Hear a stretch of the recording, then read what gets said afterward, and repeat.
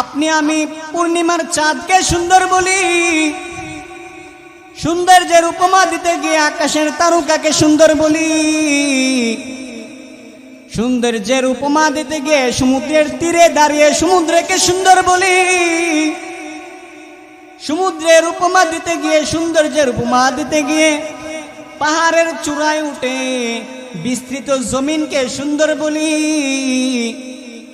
সৌন্দর্যের উপমা দিতে গিয়ে প্রভাতের ফুটন্ত গোলাপকে সুন্দর বলি।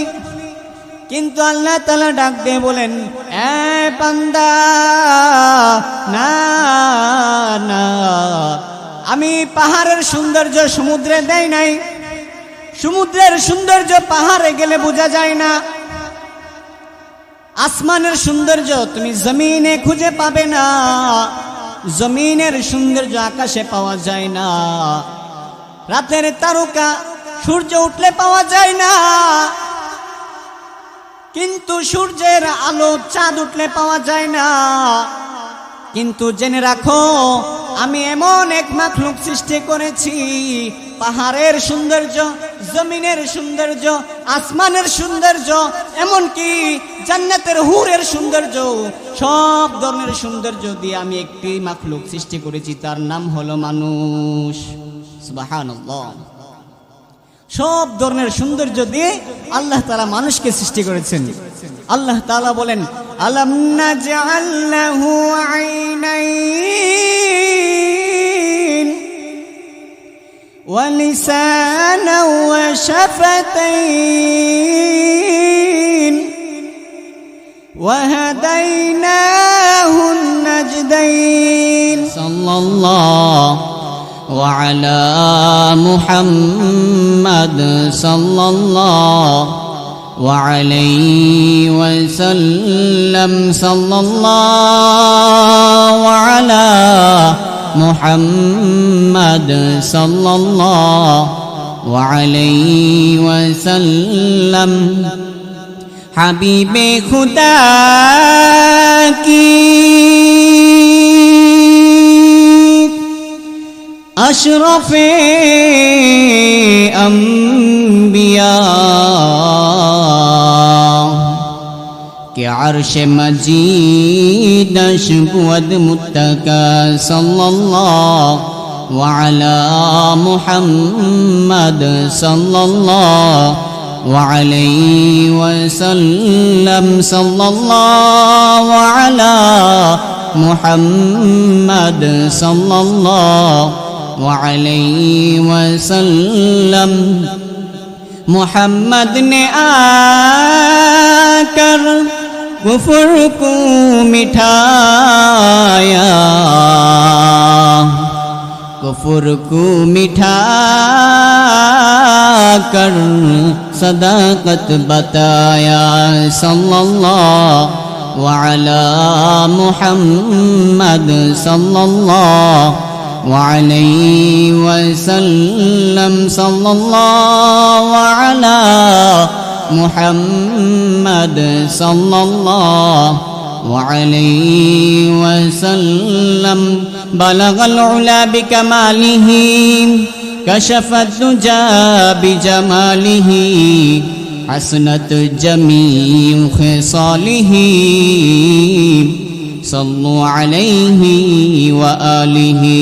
ला इलाहा इल्लल्लाह, ला इलाहा इल्लल्लाह, ला इलाहा इल्लल्लाह, ला इलाहा इल्लल्लाह।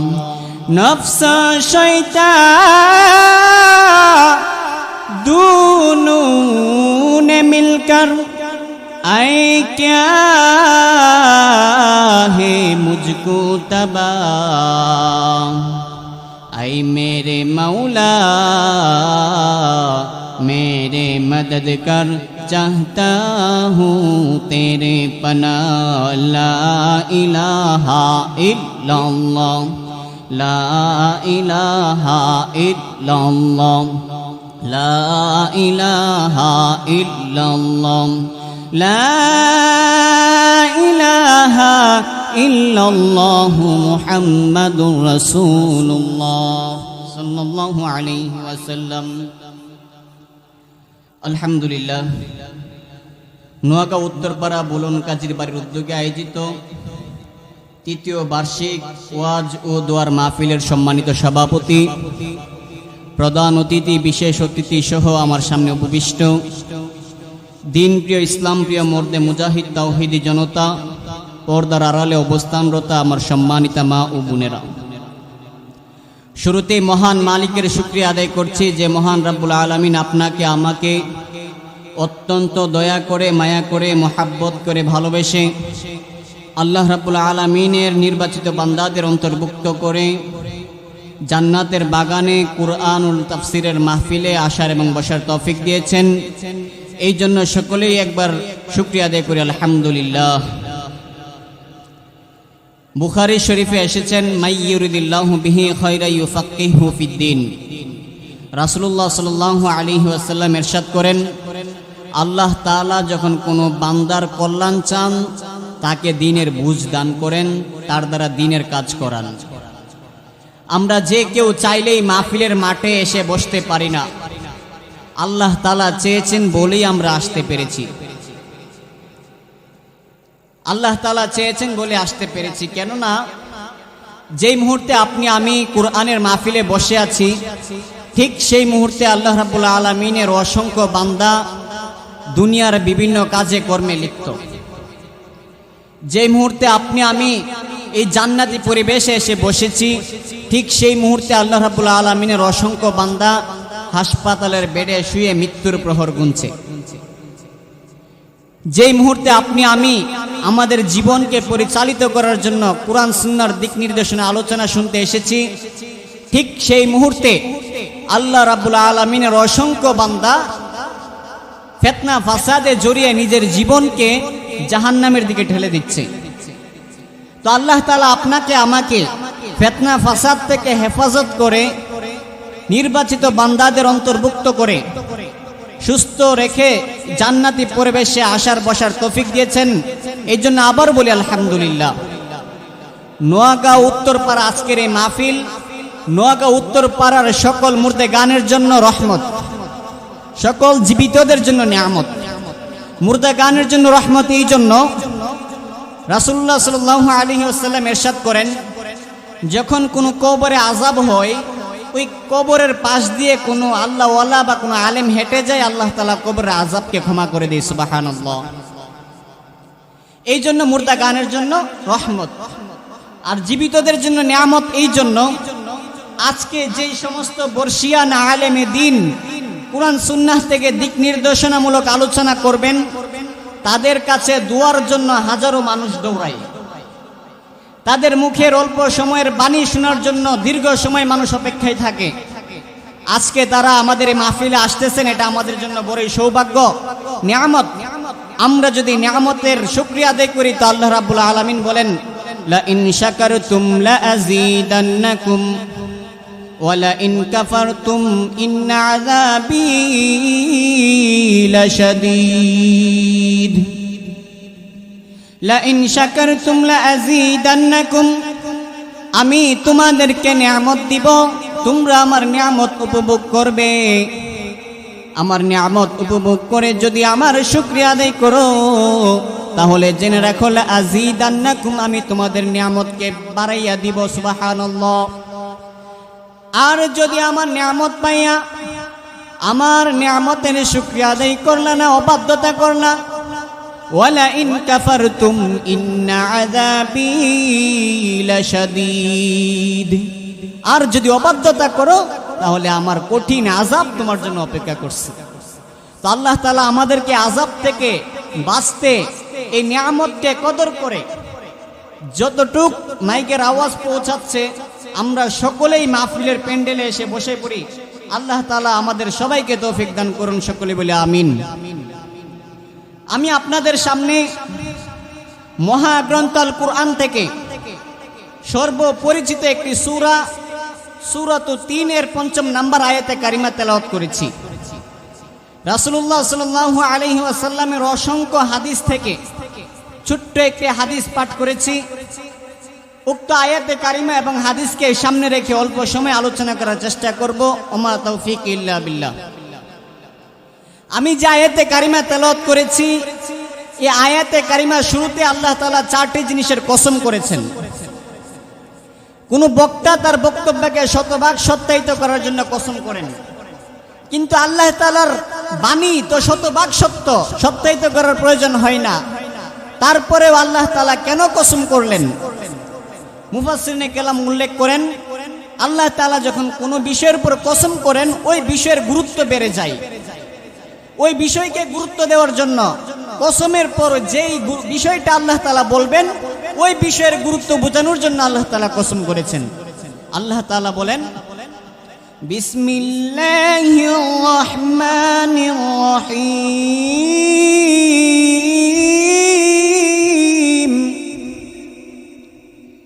ওয়াত-তিনি ওয়াজ-যাইতুনি ওয়া তুরি সিনিনা ওয়া হাযাল বালাদিল আমিন। আল্লাহ তাআলা বলেন, ওয়াত-তিন, তিন ফলের শপথ, ওয়াজ-যাইতুন,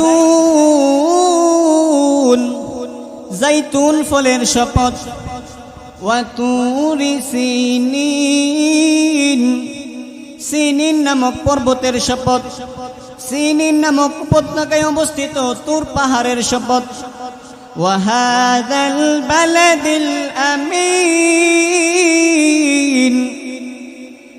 এই নিরাপদ নগরীর শপথ। চারটি দামি জিনিসের উপর শপথ করেছেন আল্লাহ তাআলা। চারটি দামি জিনিসের উপর শপথ করে বলতেছেন, লাকাদ খলাকনাল ইনসানা ফি আহসানি তাকবীম,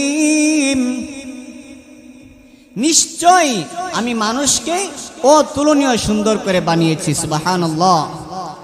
আল্লাহ তাআলা চারটি দামি জিনিসের উপর কসম করে মানুষের গুরুত্ব বুঝাইতেছেন যে আমি মানুষকে অতুলনীয় সুন্দর করে বানাইছি। কতটুকু সুন্দর করে বানাইছেন? সৌন্দর্যের উপমা দিতে গিয়ে আপনি আমি পূর্ণিমার চাঁদকে সুন্দর বলি, সৌন্দর্যের উপমা দিতে গিয়ে আকাশের তারকাকে সুন্দর বলি, সৌন্দর্যের উপমা দিতে গিয়ে সমুদ্রের তীরে দাঁড়িয়ে সমুদ্রকে সুন্দর বলি,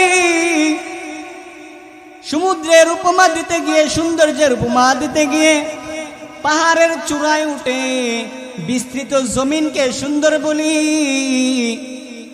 সৌন্দর্যের উপমা দিতে গিয়ে প্রভাতের ফুটন্ত গোলাপকে সুন্দর বলি। কিন্তু আল্লাহ তাআলা ডাক দিয়ে বলেন, এ বান্দা, না না, আমি পাহাড়ের সৌন্দর্য সমুদ্রে দেই নাই, সমুদ্রের সৌন্দর্য পাহাড়ে গেলে বোঝা যায় না, আসমানের সৌন্দর্য তুমি জমিনে খুঁজে পাবে না, জমিনের সৌন্দর্য আকাশে পাওয়া যায় না, রাতের তারকা সূর্য উঠলে পাওয়া যায় না, কিন্তু সূর্যের আলো চাঁদ উঠলে পাওয়া যায় না। কিন্তু জেনে রাখো, আমি এমন এক মাখলুক সৃষ্টি করেছি, পাহাড়ের সৌন্দর্য, জমিনের সৌন্দর্য, আসমানের সৌন্দর্য, এমনকি জান্নাতের হুরের সৌন্দর্য, সব ধরনের সৌন্দর্য দিয়ে আমি একটি মাখলুক সৃষ্টি করেছি, তার নাম হলো মানুষ। সুবহানাল্লাহ। সব ধরনের সৌন্দর্য দিয়ে আল্লাহ তাআলা মানুষকে সৃষ্টি করেছেন। আল্লাহ তাআলা বলেন, আলাম নাজআল লাহু আইনাইন ওয়া লিসানান ওয়া শাফাতাইন ওয়া হাদাইনাহুন নাজদাইন। এ বান্দা, আমি কি তোমাকে দুইটো চক্ষু দেই নাই? আমি কি তোমাকে জবান দেই নাই? আমি কি দুইটা ঠোঁট দেই নাই? আমি কি তোমাকে কপাল দেই নাই? আমি কি তোমাকে লিভার দেই নাই? আমি কি তোমাকে হার্ট দেই নাই? এত সুন্দর সুন্দর অবকাঠামো দিয়ে আমি তোমাকে বানাইছি, তোমাকে এমনিতেই বানাই নাই। আল্লাহ তাআলা বলেন, অবশ্যই অবশ্যই একটি উদ্দেশ্য নিয়ে তোমাকে বানাইছি। কি উদ্দেশ্য নিয়ে আল্লাহ আমাদেরকে বানাইছেন? আল্লাহ তাআলা এক আয়াতে বলেন, ওমা খলাকতুল জিন্না ওয়াল ইনসা ইল্লা লিয়াবুদুন।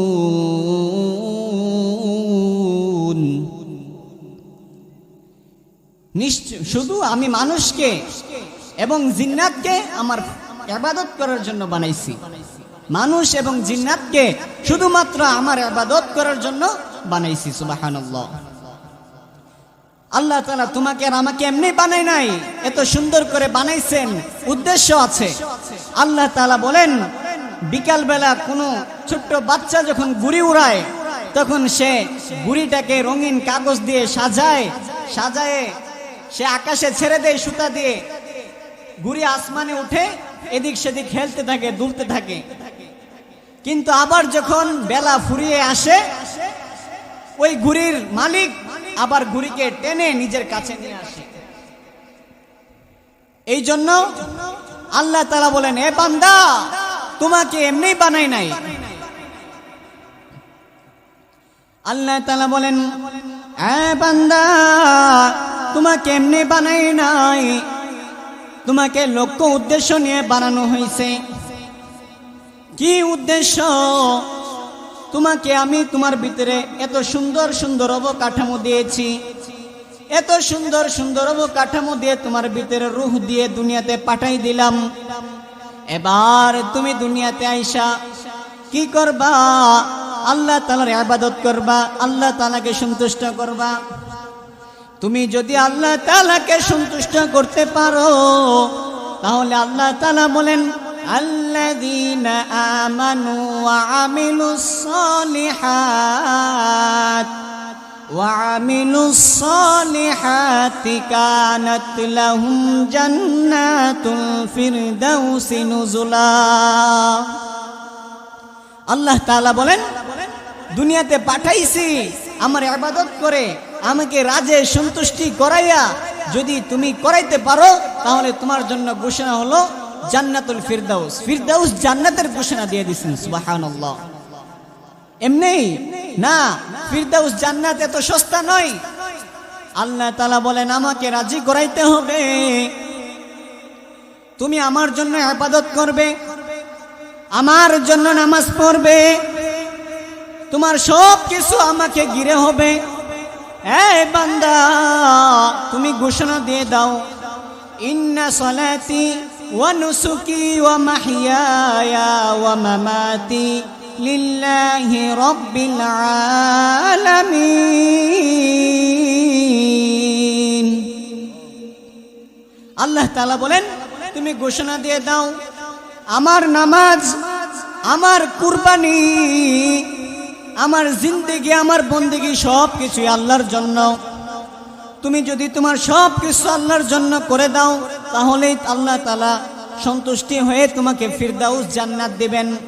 এই জন্য তুমি ঘোষণা দিয়ে দাও, আমার জীবন, আমার মরণ, আমার জিন্দেগি, আমার জীবন, আমার মরণ, আমার জিন্দেগি, ইয়া ইলাহি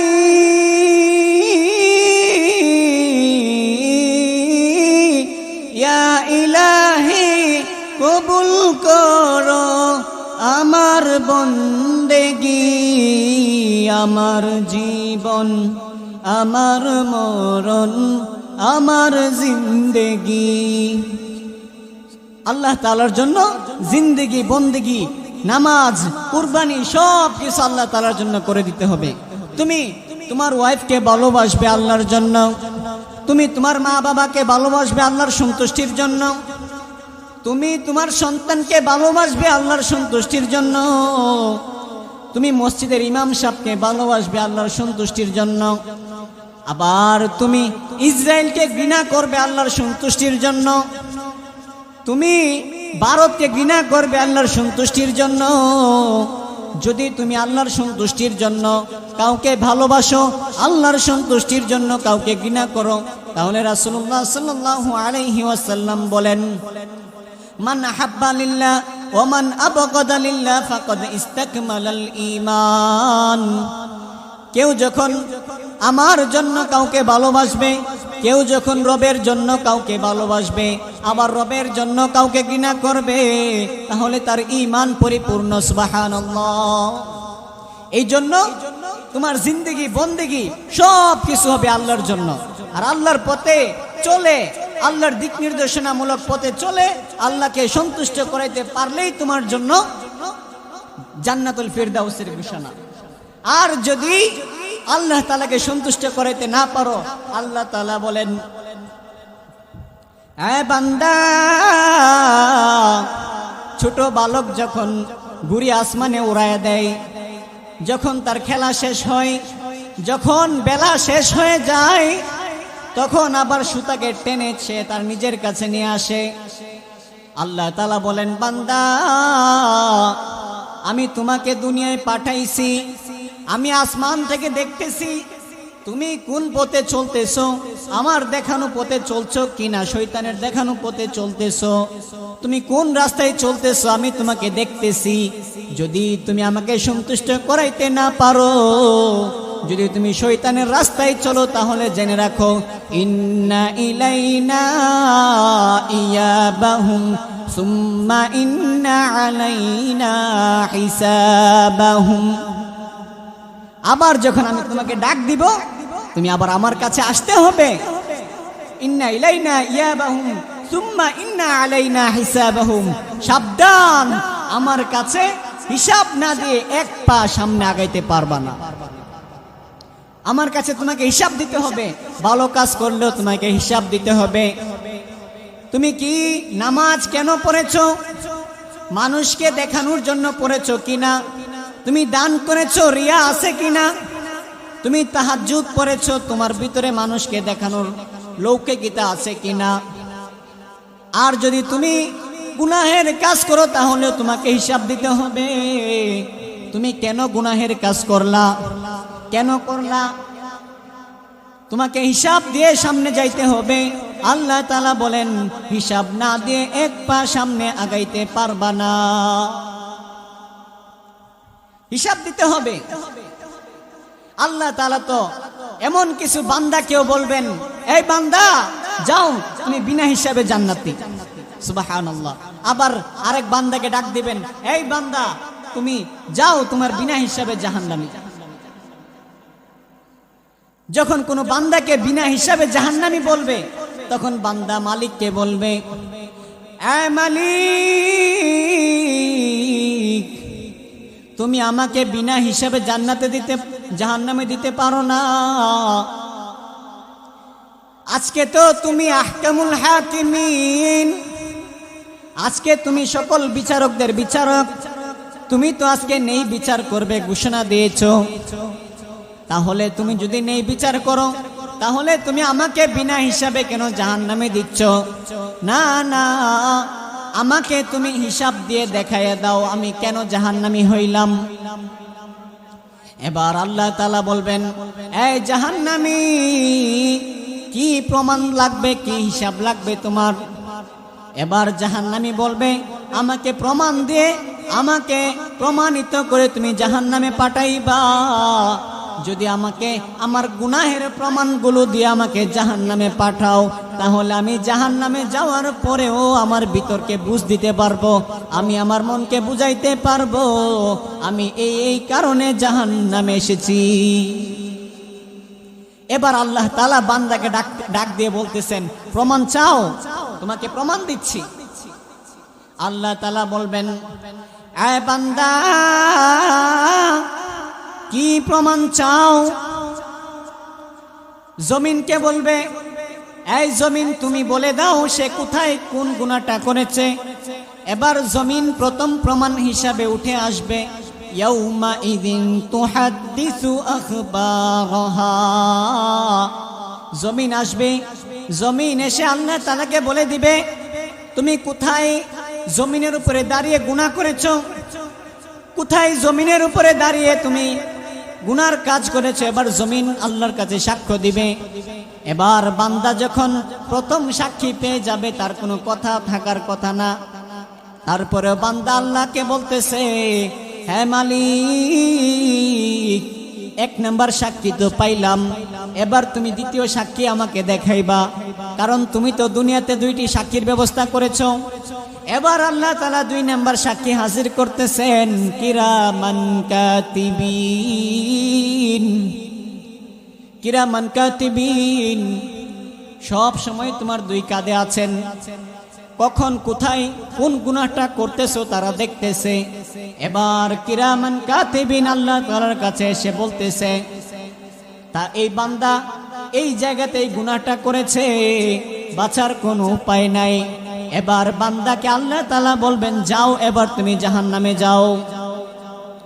জাহান্নামে যাবে, হঠাৎ করে মনে হলো শরীয়তের বিধানে তো 3টি সাক্ষীর ব্যবস্থাও আছে। আবার আল্লাহ তাআলাকে ডাক দিবেন, এ মালিক, শরীয়তের বিধানে তো 3টা সাক্ষীর ব্যবস্থা তুমি রেখেছো, আজকে কেন 2টা সাক্ষী আমাকে দিবা?